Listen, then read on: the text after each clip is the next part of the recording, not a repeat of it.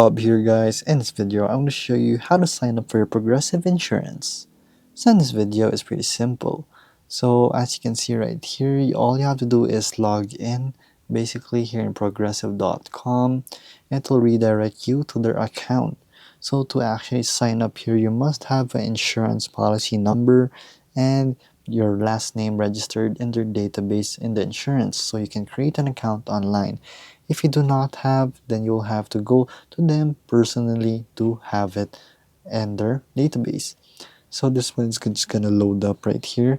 As you can see, it's loading up, but basically all you have to have is your own policy number and your actual last name, and there you go. So here, let's register.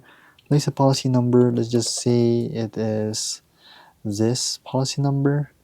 So there you go, your last name. So we're gonna place Bob right here, date of birth, and your mail and zip code.